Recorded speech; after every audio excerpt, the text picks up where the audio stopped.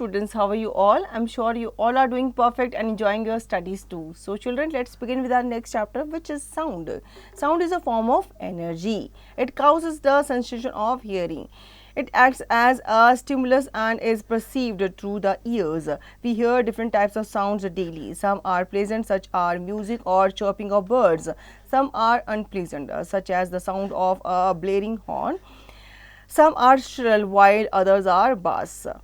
Some are loud while some are soft. We can recognize sounds even without seeing them. Example, doorbell ringing, barking of dog, teacher teaching in the class and chirping of birds. Sound plays an important role in our life. It helps us to communicate. तो sound क्या है? ये आपका energy की form मानी जाती है और ये एक सेंसेशन क्रिएट करती है, सेंसेशन जो कि किसका होता है? हियरिंग का होता है। ये एक स्टिमुलस की तरह एक्ट करती है और हमारे ईयर्स के थ्रू परसीव करती है। हम अपने कानों से तरह तरह की आवाज़ें जो हैं सुनते हैं। कुछ आवाज़ें प्लीजेंट होती हैं और कुछ आवाज़ें जो होती हैं अनप्लीजेंट होती है। प्लीजेंट में आपका चर्पिंग ऑफ बर्ड्स आता है, म्यूज़िक आ जाता है, जबकि अनप्लीजेंट में जैसे आपका हॉर्न वगैरह होता है, कोई ड्रिल वगैरह कर रहा होता है। लाउड म्यूज़िक में अगर कोई गाने सुन रहा होता है तो वो आपका अनप्लीजेंट आवाज़ कहलाता है। अब कुछ आवाज़ें जो होती हैं बिना देखे हम उनका समझ जाते हैं कि आवाज़ किसकी है। जैसे डोरबेल बजता है, आप फटाफट से डोर खोलने जाते हो। आपके टीचर की आवाज़, बर्ड्स का चहचहाना और जब डॉग बार्क करता है तो आप बिना देखे समझ जाते हो कि ये आवाज़ किसकी है और कहाँ से आ रही है। How sound is produced? Sound is a natural phenomena that is produced by the vibrational motion of objects. It travels from the source of any place in the form of waves. The rapid to and fro movement of an object about its mean position and is called vibration. Let us perform some activities to verify that the sound is related to vibration of particles. तो sound कैसे produce होती है? Sound जो है ये आपका natural phenomena है जो कि वाइब्रेशनल मोशन से प्रोड्यूस किया जाता है किसी ऑब्जेक्ट के। ठीक है। Now activity 1, objective to demonstrate that a vibrating object produces a sound. Material required: a steel ruler and heavy objects like any metal box, books, etc. Procedure: take a steel ruler and place it on a table so that half of it is over the edge. Place a heavy object on the part of the ruler that is resting on the table. Now see the rulers projecting and in motion by slightly pushing it down. Observation: when the ruler starts vibrating, it produces humming sound. When it stops vibrating, the sound also fades away. Inference: this proves that a vibrating body produces sounds. तो आपको activity यहाँ पे करनी है। एक steel ruler आपको चाहिए, heavy objects चाहिए, ठीक है। उसके बाद आप प्रोसीजर स्टार्ट करेंगे। आपको स्टील रूलर जो है वो इस तरीके से प्लेस करना है कि आधा वो वेट के नीचे दबा हुआ हो और आधा वो टेबल से बाहर हो। फिर आपको हैवी ऑब्जेक्ट प्लेस कर लेना है। जब आप हैवी ऑब्जेक्ट प्लेस कर लेंगे तो आप उस रूलर को क्या करेंगे? हिलाएंगे। तो आपका जो रूलर है वो हैवी और एक तरह का वाइब्रेशन जो है वो निकालेगा। Now activity 2, objective to observe that sound vibration are actually waves. Material required: steel plate, water, spoon. Procedure: take a metal plate and fill it with water. Hit the plate from outside with a spoon. Observation: on striking the plate, vibrations are felt in the dish in the form of ripples. Inference: this shows that sound vibrations are actually waves which are produced by vibrating objects. एक और activity आपको करनी है, ठीक है। उसके लिए आपको स्टील प्लेट चाहिए एंड आपको वाटर स्पून चाहिए।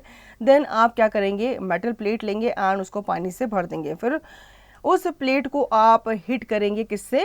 स्पून से। तो उसमें भी जब आप स्पून मारेंगे या हिट करेंगे तो उससे भी एक आवाज़ जो है वो निकलेगी और वाइब्रेशन जो है उसकी वजह से आप देखेंगे वो पानी जो है हिल रहा होगा।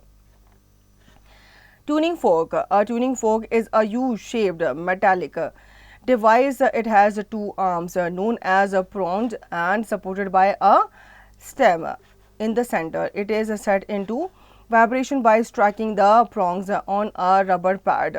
As it vibrates, it produces a sound. एक ट्यूनिक फ्रॉक के बारे में यहाँ पे बताया गया है जो इस तरीके का होता है, जैसे पिक्चर आपको यहाँ पे दिखाई गई यह है। एक यू शेप का ये मेटालिक डिवाइस होता है जिसके 2 आर्म्स होते हैं और जिनको प्रोंग्स कहा जाता है।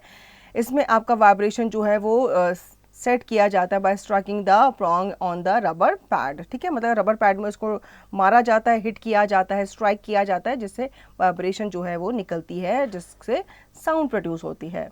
Now activity 3, objective to demonstrate that vibration produce a sound and carry energy. Materials required: tuning fork, rubber pads, glass and water. Procedure: first of all, strike a tuning fork on a rubber pad and bring it closer to your ears and observe. Secondly, strike it again on the rubber pad and touch it to the surface of water filled in a glass and observe. Observation: in the first case you will hear a faint sound. In the second case you will notice ripples, waves produced in water. Inference: this shows that vibration produce a sound and carry energy. एक और activity आपको करनी है, ठीक है, उसके लिए materials आपको चाहिए होंगे. देन आपको क्या करना है, फर्स्ट ऑफ ऑल आपको स्ट्राइक करना है एक ट्यूनिंग फ्रॉक को किसी रबर पैड पे. उसके बाद आपको अपने कान के पास लेकर के आना है और ऑब्जर्व करना है. सेकेंडली आपको उसको दोबारा से स्ट्राइक करना है रबर पैड पे एंड देन आपको सरफेस ऑफ वाटर को क्या करना है, टच करना है, जो कि पानी से भरा हुआ होगा. फिर आपको ऑब्जर्वेशन जो है वो नोट करनी है और बतानी है. फर्स्ट केस में आप जो है फेंट साउंड जो है वो सुनेंगे. सेकंड केस में आप नोटिस करेंगे रिपल यानी कि वेव्स जो कि वाटर में प्रोड्यूस की गई हैं. Now you know that there is a variety of musical instruments that produce different types of sound. In a tabla, the two membranes vibrate and produce a sound, whereas in case of a guitar, the string vibrate. In a flute, the air column vibrates, producing sound. In the sound producing objects or instruments, we can only feel the effect of vibration through sensory experience like touching और hearing. तो आपने musical instrument देखे होंगे जैसे तबला वगैरह होता है, इसमें आप जब मारते हो तो उससे साउंड जो है निकाला जाता है. गिटार में स्ट्रिंग्स वगैरह होती है, जब स्ट्रिंग्स को आप बजाते हो अपने हाथ से तो उनसे भी साउंड प्रोड्यूस होता है. बांसुरी में भी जब आप हवा भरते हो उनसे भी साउंड जो है निकलता है. Now activity 4, objective to prove that a stressed membrane produce a vibration. Materials are required: rubber sheet, rubber band, empty steel tumbler, small bits of paper or rice grain, a metal spoon. Procedure: spread the rubber sheet over the mouth of the empty steel tumbler, stretch it tightly from all sides and tie a rubber band around the mouth. Now put the small pieces of paper or rice grain on the middle of the surface of the stretched rubber sheets.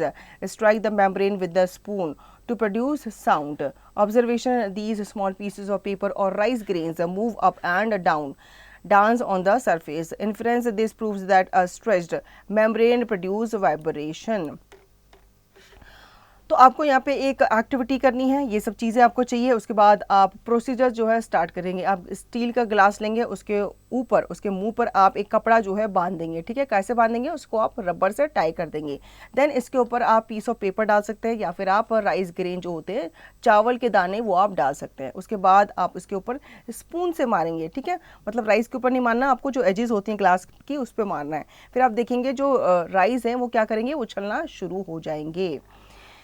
How sounds travel? As we have learned that the vibrating tuning fork produces ripples in water filled in a glass, and when we throw a pebble in a pool of water, the ripples and waves are produced and are spread all over in the pool. In the same manner, when an object vibrates, it transfers its energy to the surroundings. On receiving this energy, the air molecules surrounding to the object also start vibrating about their mean position and transfer their energy to the neighboring molecules and create a disturbance in the air molecule and produce the sound waves which carry only the energy from one molecule to another without actually moving them from their places.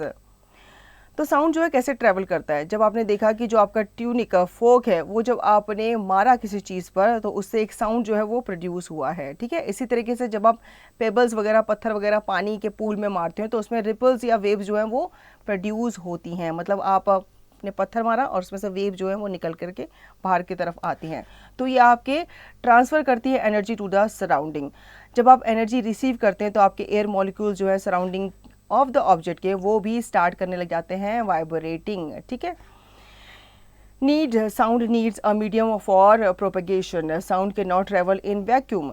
Since sound waves propagate due to the vibration of a neighboring air particle, thus a sound requires a medium, solid, liquid or gas for its propagation. Let us perform the following activities to understand the propagation of sound through various mediums. तो sound जो है ये vacuum में travel नहीं कर सकती. Sounds को waves चाहिए होती हैं प्रोपगेट करने के लिए अलग अलग डायरेक्शंस में. ठीक है, यहाँ पे हम एक्टिविटी समझ लेते हैं.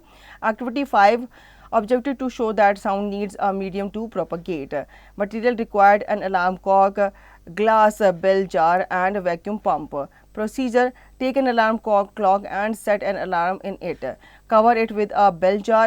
Observe it from outside. You will hear the alarm ringing on the set time.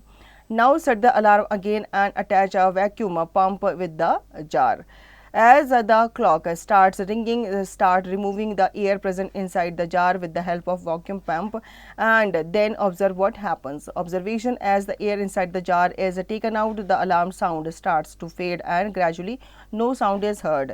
Inference: this is due to the fact that air molecules get stuck by the vacuum pump.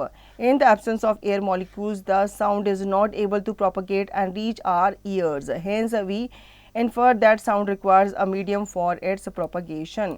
तो आपको क्या करना है, alarm को आपको चाहिए, उसको आपको रखना है एक जगह पे और उस पर अलार्म जो है सेट करना है. उसको आप बेल जार से क्या कर देंगे, कवर कर देंगे. फिर उसको बाहर से आप ऑब्जर्व करेंगे तो आपको यहाँ पे अलार्म जो है वो सेट टाइम पे सुनता हुआ नजर आएगा.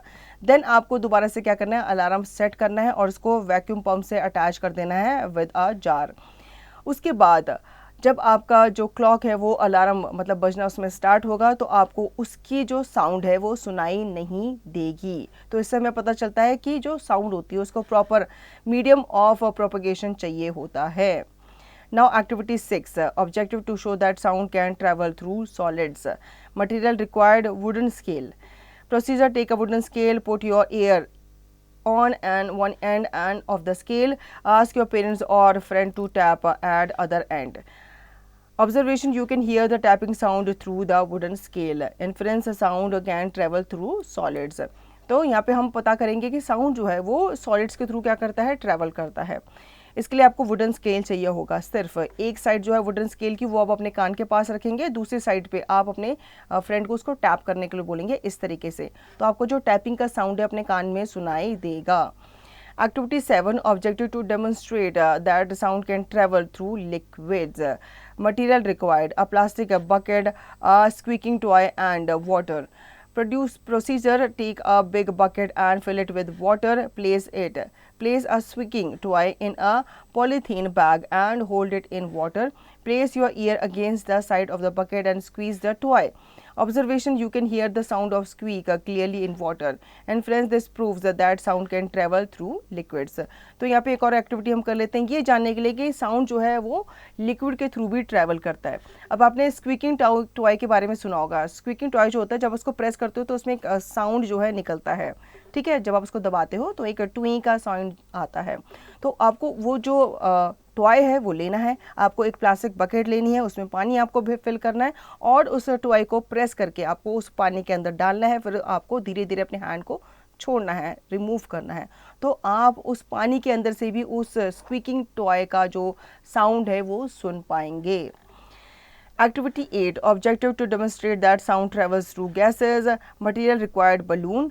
Procedure: take a balloon with air and press it to your ears. Scratch the other end of it with your fingers. Observation: the sound reaches your ears. Inference: this shows that sound can travel through gases. अब sound जो है वो gases के through भी travel करती है. इसके लिए आपको बलून चाहिए. आपको बलून में हवा भरनी है, फिर उसको अपने ईयर के पास आपको क्या करना है, प्रेस करना है और दूसरी तरफ आपको क्या करना है, स्क्रैच करना है. ठीक है, तो वो जो साउंड है स्क्रैचिंग का वो आपको सुनाई देगा.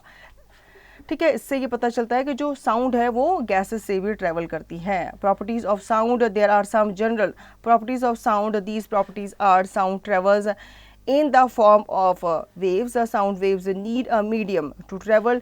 This means that sound waves can travel through solids, liquids and gases, but these waves cannot travel in the absence of medium. This means that the sound waves cannot travel in vacuum. Sound waves travel fastest in solids and slowest in air. This is because the particles of solid mediums are closely packed. The vibrations are easily transferred from one particle to other. With the similar reason, sound waves travel slowest in gases. Sound की properties हम जान लेते हैं. Sound जो है ये waves की form में ट्रैवल करता है और साउंड को एक मीडियम जो है वो चाहिए होता है ट्रैवल करने के लिए. साउंड वेव जो है ये फास्ट ट्रैवल करती हैं सॉलिड्स में और स्लोएस्ट ट्रैवल करती हैं एयर में. Now sound produced by humans. Although we seem to speak from our mouth and lips, sound is actually produced by the voice box or larynx, which is situated in our throats. If you press your fingers against the front of your neck and sing a song or speak, you will feel a hard bump in the throat which moves or vibrate. This part is known as the voice box. It is present in the neck at the upper end of the windpipe. The sound produced is controlled by the two vocal cords. These vocal cords are stretched across the voice box in such a way that there is a narrow passage between the two. When air coming out of the lungs passes through this slit, the vocal cords vibrate, producing sound. The tightening or loosening of vocal cord result in different sounds. अब आपसे अगर पूछा जाए कि आपके body में से sound कहाँ से निकलता है, तो आप बताओगे कि मुंह से, लिप से हम साउंड निकालते हैं, लेकिन ऐसा नहीं है. हमारे थ्रोट में एक वॉइस बॉक्स जो है वो अटैच्ड होता है, उसमें रहता है, जहाँ से साउंड जो आती है. अब आपको फील करना है, जब आप बोलोगे तो आपको अपने गले में हाथ रखना है, हल्के से प्रेस करना है, तो आपको अपने गले में वाइब्रेशन महसूस होगी जब आप बोल रहे होगे या गाना गा रहे होगे. Activity 9 objected to demonstrate how vocal cord work. Material required 2 small rubber strips. Procedure: take 2 small rubber strip of the same size, place them on top of each other and stretch them tight. Now blow air between them. Observation: you will hear a sound. Inference: this shows how the vocal cords work. अब vocal cord हमारी जो होती है कैसे काम करती है, उसके लिए आपको एक एक्टिविटी करनी है. आपको 2 स्मॉल रबर स्ट्रिप्स लेनी है, उसको आपको स्ट्रेच करना है, ठीक है, और उनके बीच में आपको हवा जो है ब्लो करनी है. फिर आप देखेंगे आपको साउंड जो है उसमें सुनाई देगा. इसी तरीके से हमारी वोकल कॉर्ड वर्क करती है. The voice of men, women and children is different due to the difference in the size of their vocal cords. Children have the shortest vocal cord, followed by women and then man. तो voice of man and women and children जो होती है वो एक दूसरे से different होती है, क्योंकि उनके जो कॉर्ड का साइज होता है वोकल कॉर्ड का, वो एक दूसरे से डिफरेंट होता है.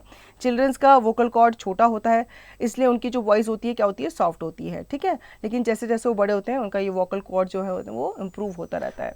Muscles attach to the vocal cords can make them tight or loose. When the vocal cords are tight and thin, the voice of a high frequency, and when they are loose and thick, the voice is of low frequency. How to hear sound through our ears? We hear sound through our ears.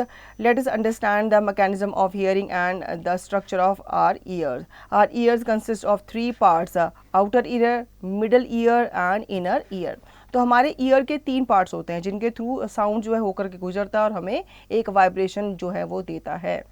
Outer ear: the outer ear consist of the pinna and ear tube. The sharp और the outer ear is like a funnel. When sound enters the ear, it travels down a canal at the end of which a thin membrane is stretched tightly. This stretched membrane is called eardrum. The eardrum starts vibrating when the sound waves strike it. Let us see how eardrum vibrates with the help of the following activity.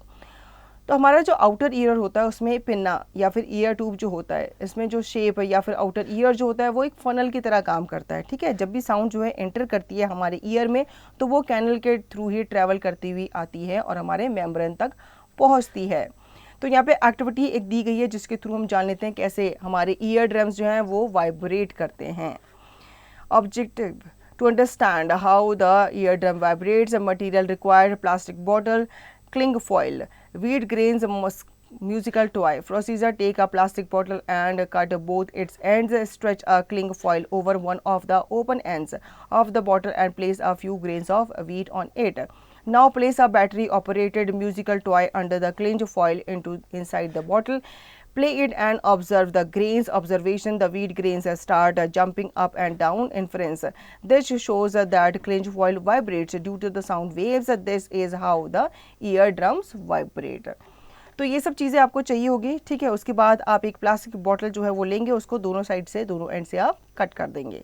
आप एक clinch foil लेंगे, उसको stretch करेंगे over one open end of the bottle और place करेंगे कुछ grains of wheat on it.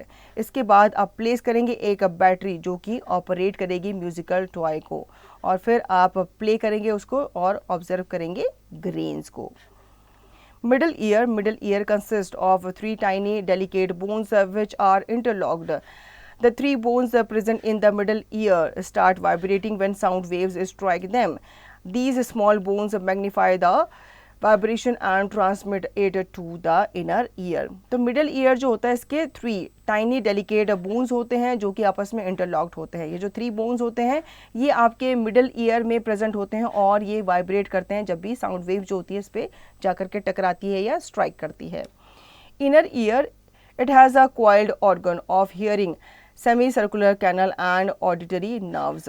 The vibration from the inner ear through auditory nerves sent to the brain in the form of electrical signals and we can hear the sound and recognize it.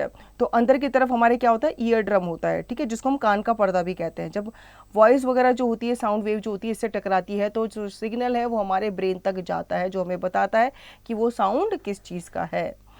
Important terms related to sound waves. Sound propagate in the form of waves. It means medium particles vibrate along a wave. These vibrations are also termed as oscillation or slow oscillatory motion. Let us understand the characteristics of sound waves with the help of some important terms related to it. तो कुछ propagation होते हैं जो कि sound waves को generate करते हैं, ठीक है। ये आपका मीन्स माने जाते हैं, मीडियम माने जाते हैं पार्टिकल्स का जो कि एक वेव के थ्रू क्या करते हैं, वाइब्रेट करते हैं। फिर ये जो वाइब्रेशंस हैं ये आपकी टर्म की जाती है ऑसिलेशन या फिर ये ऑसिलेटरी मोशन को शो करती है। तो इनके कैरेक्टरिस्टिक्स को ही हम अंडरस्टैंड कर लेते हैं, समझ लेते हैं। पहला है amplitude. It is the shortest distance between the mean position of the particle and the extreme position of its displacement during vibration. In figure, point B and D are the points that are at maximum distance from the means position x-axis. Hence, BU and DV represent the amplitude of the waves. Unit of the amplitude of a wave is meter. तो amplitude क्या होता है, ये आपका short distance माना जाता है एक मीन पोजीशन से of the particle to the extreme position, ठीक है। जैसे फिगर में आपको दिखाया गया है, एक पॉइंट है बी एंड दूसरा पॉइंट है आपका डी, जो कि पॉइंट्स माने गए हैं at the maximum distances from the mean position x axis.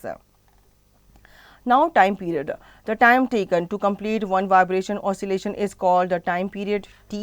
Frequency, the number of oscillation completed by medium particles in 1 second is called the frequency of a wave. तो frequency आप कैसे नापते हैं, number of oscillation upon time period. It is denoted by the symbol F. The unit of frequency is hertz, जिसको हम HZ भी कहते हैं। 1 hertz equal to 1 cycle per second. If an object or a particle oscillates 30 times in 1 second, then its frequency will be 30 hertz. Now characteristics of sound.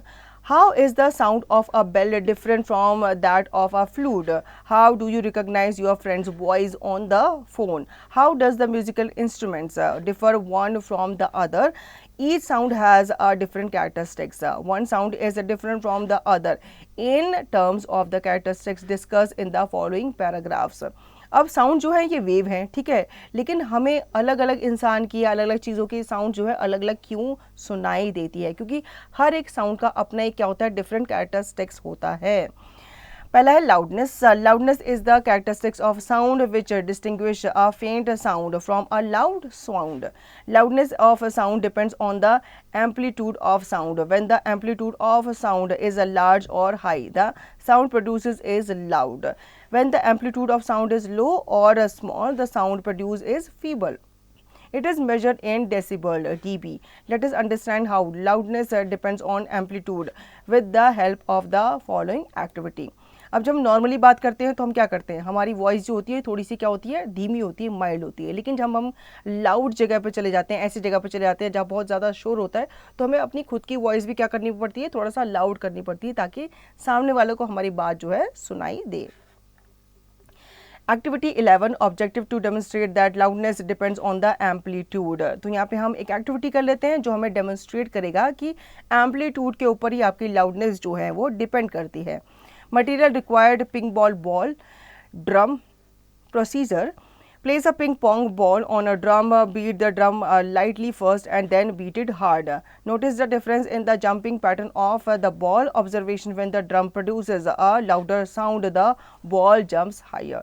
Thus, there is a maximum displacement of the ball on harder beating of the drum. Inference: this shows that loudness of the sound depends on the amplitude. आपको drum चाहिए, ping pong ball चाहिए, ठीक है। आपको place करना है ping pong ball को किसी ड्रम के ऊपर, फिर आपको उस ड्रम को बीट करना है। पहले आप धीरे धीरे बीट करेंगे तो आप देखेंगे आपकी जो पिंग पॉन्ग बॉल है वो धीरे धीरे क्या करेगी, जंप करेगी। जैसे ही आप उसको क्या करेंगे, हायर बीट करेंगे, तो आपकी जो पिंग पॉन्ग बॉल है वो भी हायर जंप करेगी। Loudness is directly proportional to the square of the amplitude of vibration producing sound, i.e. loudness amplitude square. If the amplitude of a sound wave become thrice the measure of its loudness will be 9 decibels dB. The table given below shows the decibel level and effects of a few sources of sound. Loudness of sound of some common activities and objects. Activity objects यहाँ पे दिखाया गया आपको, उसकी loudness बताई गई है। Silence मतलब जीरो, चुपचाप है कोई भी तो वहाँ पे कोई भी आपको loudness जो है वो सुनाई नहीं देगी। Normal breathing 10, soft whisper 30, normal conversation आपका 60 लाउडनेस इसकी जाती है डीबी में। शाउट जो हो जाते हैं तो वो और लाउड हो जाता है, 75 तक ये चला जाता है। Traffic 90, horn of vehicles 110, thunder 120 and rocket उसका साउंड आपने सुना होगा 180 तक चला जाता है। Sounds of loudness above 80 dB considered as disturbance. It is physically painful to hear. 80 dB से ऊपर का जो साउंड होता है वो डिस्टर्बेंस कहलाता है, क्योंकि हमारे कानों को चोट पहुंचाता है, पेनफुल होता है। तभी आपने देखा होगा जब बहुत ज़्यादा लाउड नॉइज आप सुनते हो तो आप अपने कान बंद कर लेते हो। Next is pitch. The pitch or shrillness of sound depends upon its frequency. Thus, the pitch of a sound is a characteristic of sound which distinguishes a shrill sound from a flat sound. Higher the frequency of the sound wave, high is its pitch and hence shriller is the sound produced. Similarly, a sound wave of a lower frequency has low pitch and hence a flat sound is produced. For example, a woman's voice is shriller than a man's voice. तो pitch या फिर stillness जो होती है sound की वो depend करती है उसकी फ्रीक्वेंसी पे। इसलिए पिच जो होती है किसी भी साउंड की वो उसकी कैरेक्टरिस्टिक्स मानी जाती है जो कि डिस्टिंग्विश करती है किसी श्रिल साउंड को फ्रॉम द फ्लैट साउंड। ठीक है, जितनी हायर आपकी फ्रीक्वेंसी होगी साउंड वेव की उतना ही हाई उसकी पिच और उसकी श्रिल होगी। ठीक है। Now, screaming of a child and buzzing of mosquitoes are some other example of high-pitched sounds, while roar of a lion and beating a drum are example of low-pitched sounds. You can also observe sounds of different pitch or frequency in a जल तरंग। तो जब बच्चा चिल्लाता है या आपने mosquitoes को बज करते हुए देखा होगा, ये आपके हाई पिच साउंड के अंदर आ जाते हैं। जब आप किसी ड्रम को बीट करते हो या फिर आप किसी लायन की दहाड़ सुनते हो तो ये आपका लो पिच साउंड के अंदर आ जाते हैं। Now activity 12, objective to make a jal tarang. Material required 8 equal size bowls, water, wooden stick. Procedure: take 8 bowls, fill the first bowl almost completely with water, fill the remaining bowls such that water level in each bowl is a little lower than that in previous bowl. To ready your jal tarang.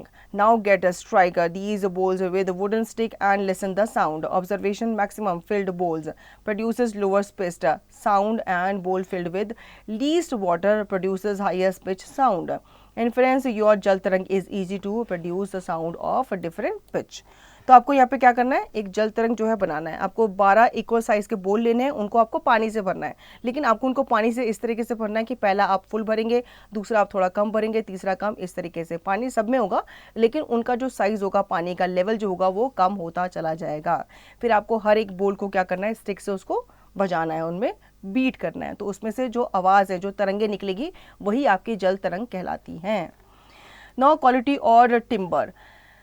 When we play notes, music of a same pitch and loudness on a sitar and a guitar, we can distinguish their sound easily. How is it possible? क्योंकि जो आपका guitar होता है, जो सितार होता है, वो same ही होता है, दोनों में क्या होते हैं, आपके स्ट्रिंग्स लगी होती हैं, लेकिन जो इनसे साउंड निकलती है वो एक दूसरे से डिफरेंट होती है। This is due to the quality of sound produce by these instrument which enable us to distinguish between the two sounds. इनकी जो साउंड्स होती हैं वो एक दूसरे से डिफरेंट होती हैं। It is due to the quality of timbre of a sound that you are able to recognize your friend's voice even when you cannot see him her. Thus sound quality or timbre is the characteristic of sound which allows us to distinguish between two sounds of the same pitch and loudness. तो जो quality होती है और जो timber जो होता है sound का, वो जो यूज़ किया जाता है उस चीज़ को बनाने में, तो वो डिपेंड करता है या वो अकर करता है कि किस तरीके का साउंड उस चीज़ से निकलता है। Audible and inaudible sounds. The different sounds around us can be classified as audible sounds and inaudible sounds. Audible sounds are those which can be heard and recognized as sound by human ears. Usually the sound waves having a frequency of 20 Hz to 20,000 Hz are considered as audible sound. Audible sounds वो होती हैं जो हम अपने कानों से सुन सकते हैं, और inaudible वो होती है जो हम नहीं सुन सकते। The sound frequency below 20 Hz and the sound of frequency above 20,000 Hz are called inaudible sounds. The sound of frequency below 20 Hz are called infrasonic sounds and infrasonics, and the sounds of frequency above 20,000 Hz are called ultrasonic sounds or ultrasonics. ठीक है, तो आपका 20,000 से above जो sound होता है वो आपका इनऑडिबल साउंड्स कहलाता है, और जो साउंड्स की फ्रीक्वेंसी होती है बिलो 20 वो आपका इंफ्रासोनिक साउंड कहलाती है, और जो आपकी 20,000 से ऊपर होती है वो आपकी अल्ट्रासोनिक साउंड्स कहलाती हैं। Human adult can neither hear infrasonic nor ultrasonic sounds. However, a human infant can hear sounds of frequencies up to 35,000 Hz. As he grows, this limit comes down to 20,000 Hz. Animals can hear such sounds. Bats, dolphins and whales emit ultrasonic waves to locate their prey. These sound waves are used during pest control to drive away pests like rats, cockroaches, termites, etc.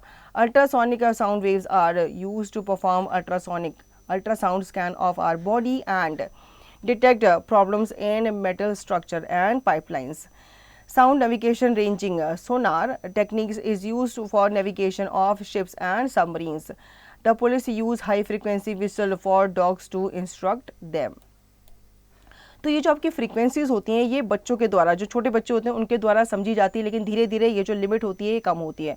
Animals में ये ज़्यादा होता है, मतलब ये इस तरह के साउंड जो होते हैं वो सुन पाते हैं और प्रोड्यूस भी कर पाते हैं। जैसे बैट्स वगैरह हैं, डॉल्फिन्स वगैरह हैं, ये इस साउंड को प्रोड्यूस करते हैं और अपने प्रे को लोकेट कर पाते हैं। Fact bytes the speed which is greater than speed is a sound is called supersonic sound. Now music and noise. What is the difference between a noise and music? Generally, noise is any sound that is unpleasant and annoying. It is an undesirable and unwanted sound. Sounds produced by crackers, machines and vehicles are example of noise. Irregular vibration produce noises. तो कुछ noise ऐसे होते हैं जो soothing होते हैं, ठीक है, और हमें प्लीजेंट लगते हैं, जैसे म्यूज़िक वगैरह होता है। लेकिन म्यूज़िक भी जो होता है आप एक वॉल्यूम के बाद उसको सुनते हो तो वो लाउड म्यूज़िक हो जाता है, जो कि हमारे कानों के लिए प्लीजेंट नहीं होता। इसलिए कहा भी जाता है कि हमें तेज़ आवाज़ में गाने नहीं सुनने चाहिए। Now music is a pattern of sounds that are pleasant to our ears and relaxes our minds. Musical sounds are produced by people singing or playing musical instruments like guitar, drum and flute. Musical instruments are devices which are used to produce musical tones or sounds. All musical instruments have a characteristic sound of their own. There are 4 main categories in which musical instruments can be divided. Let us discuss these categories in detail. तो music जो है ये आपका pattern of sound होता है जो हमारे कानों के लिए काफ़ी अच्छा होता है। म्यूज़िकल जो है वो हमारे माइंड को रिलैक्स करता है। म्यूज़िकल साउंड जो होते हैं ये प्रोड्यूस किए जाते हैं पीपल सिंगिंग और प्लेइंग म्यूज़िकल इंस्ट्रूमेंट के द्वारा, जैसे कि गिटार है, ड्रम है, फ्लूइड एक्सेट्रा है। म्यूज़िकल इंस्ट्रूमेंट जो होते हैं आपके डिवाइसेस होते हैं जो कि साउंड वेव्स को प्रोड्यूस करने के लिए यूज़ किए जाते हैं, ठीक है। अलग अलग म्यूजिक इंस्ट्रूमेंट जो होता है वो अलग अलग साउंड निकालने के लिए यूज़ किया जाता है. Stringed instruments. These instruments produce music by vibration of string. String instruments have taut strings mounted over specially designed wooden frames which are partially hollow from inside where air traps in the form of an air column. Guitar, violin, sitar, sarod and mandolin are some example of stringed instruments. तो ये सारे आपके string instruments हैं जिनमें आपके तारे वगैरह जो strings हैं वो लगी हुई होती हैं. These produce a sound by vibration of stretched strings. जब आप string में आप vibration create करते हो तो वहाँ पे sound जो है निकलता है. The stretched strings are set into vibration either by plucking them or by drawing a bow across them as in violin. अब violin में आपने देखा है कुछ में तो आप हाथ से करते हो लेकिन कुछ में आपको violin में आपको एक sticks वगैरह जो है वो चाहिए होती है sound produce करने के लिए. These strings are attached to a hollow body made of different materials. Air inside the hollow body of the instrument is set into vibration by the falling strings and these help in amplifying the sound.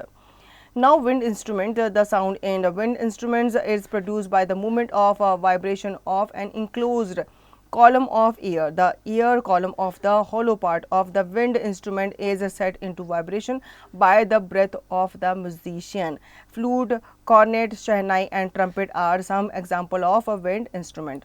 तो कुछ instrument ऐसे होते हैं जिसमें आप फूंक मार के उनको क्या करते हैं बजाते हैं, जैसे कि बांसुरी है, शहनाई है, ट्रम्पेट है. इसमें आवाज़ तब निकलती है जब आप इसमें क्या करते हो, फूंक मारते हो, एयर जो है ब्लो करते हो. Reed instruments, instrument which have thin strips of metal called reed. When air is blown through the instrument, the reed vibrate and produce sound. Some example of reed instrument include mouth harmonium, clarinet and mouth organ.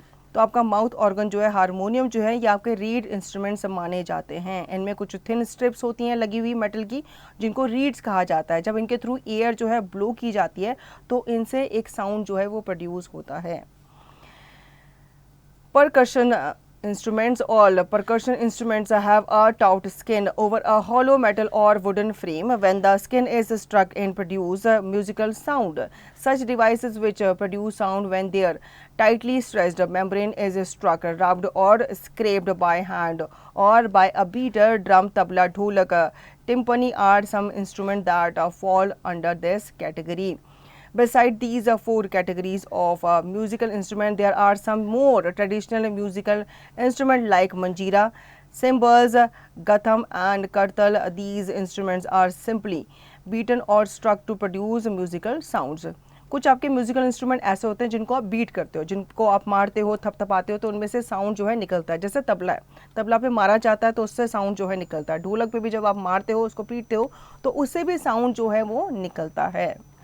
Noise pollution, the sound that is loud or unpleasant is called noise. It causes disturbance and annoyance.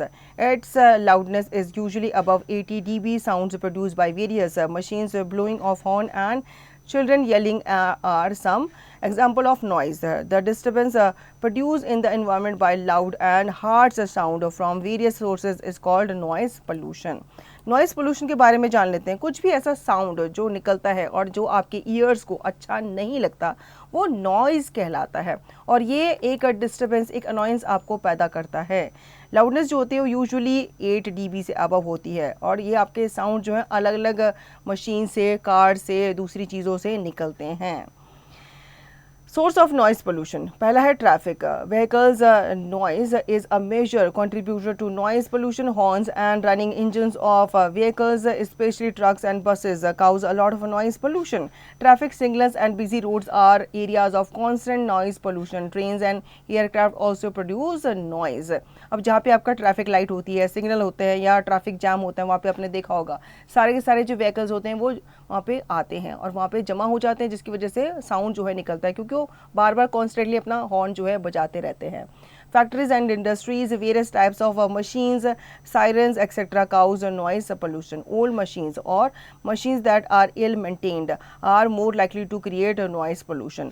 तो factories and industries में भी जो sound है वो निकलता है. अब जैसे जो आपकी पुरानी मशीन्स हो जाती हैं या जो इल मेंटेन मशीन्स होती हैं उसमें से ज़्यादा साउंड जो है निकलता है. Construction sites, various machines such as bulldozers, road loaders, etc. at construction sites produce a lot of noise. Certain activities such as hammering, breaking, chiselling, tilling, drilling and welding are cause of noise pollution. अब जहाँ पे आपने देखा होगा आपके घर के आसपास कोई कंस्ट्रक्शन वर्क चल रहा होता है तो वहाँ पे भी बहुत ज़्यादा साउंड जो है निकल रहा होता है. ड्रिलिंग वगैरह का, बुलडोजर वगैरह का, हैमरिंग वगैरह का जो साउंड जो है वो अनप्लीजेंट होता है. Harmful effect of noise pollution. Noise pollution is a health hazard and causes a lot of problems. Some of them are deafness. Continuous exposure to noise reduces the audibility of the ear, gradually leading to deafness. A sudden loud noise can also damage the eardrum and cause deafness. तो ये जो loud noises होती हैं ये हमारे ear drum को effect करती है, जिससे जो बहरापन है, डेफनेस है, वो आता है. Blood pressure and stress. Noise pollution adds to stress and cause irritability in a person. This can lead to continuous of high blood pressure. Old people and infants are highly susceptible to noise pollution. People working in factories, construction sites and traffic areas are greatly affected by noise pollution and often experience hearing loss. तो जिनका blood pressure low होता है या जिनको stress ज़्यादा होता है, अगर उन लोगों को हाई साउंड जो है सुनाया जाता है या ऐसी जगह पे वो लोग रहते हैं जहाँ पे हाई साउंड है या कंस्ट्रक्शन वर्क चल रहा है, ट्रैफिक वाला कोई जगह है, जैसे कई लोग जो है वो रोड के आसपास घर ले लेते हैं, तो पूरा दिन जो है उनके घर पे जो ट्रैफिक का जो साउंड है वो बजता रहता है, जिसकी वजह से जो पुराने लोग हैं, जो ओल्ड पीपल हैं और जो इन्फेंट्स हैं वो हाईली इफेक्ट होते हैं. Lack of concentration. Noise does not allow us to concentrate on our work and is very distracting. Many a times it causes irritation. It also leads to tiredness and fatigue. अब suppose करो कि आप पढ़ने के लिए लगे हो, पढ़ने बैठे हो और आपके घर के बाहर कोई तेज डीजे बजाए या कोई फंक्शन वगैरह हो या कुछ भी कंस्ट्रक्शन वगैरह चल रही हो, तो क्या आपका ध्यान पढ़ाई में लगेगा? नहीं लगेगा.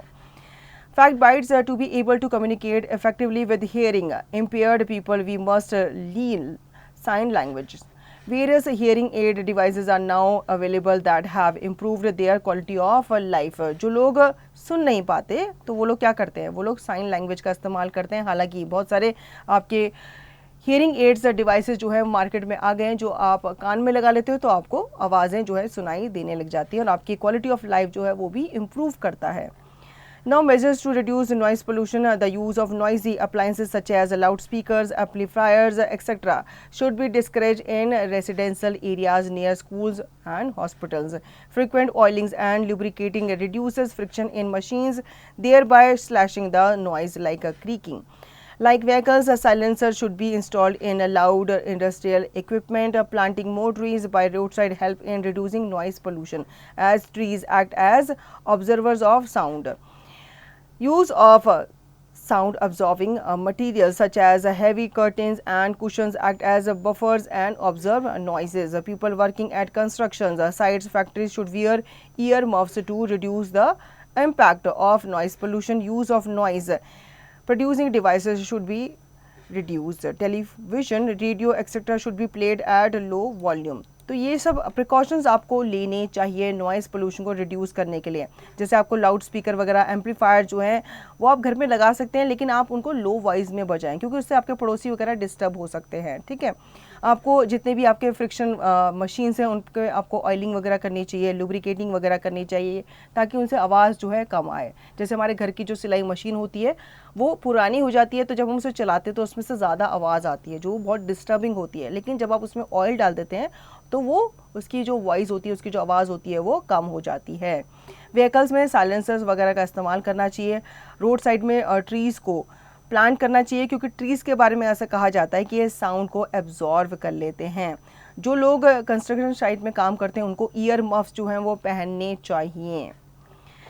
Fact bites. The Supreme Court of India has also made strict rules to control noise pollution. Some of the most important rules are no one can play and sound instrument and sound amplifier at night, that is from 10 p.m. to 6 a.m. However, it is not applicable in case of making announcement about some public emergency like earthquake, flood, etc.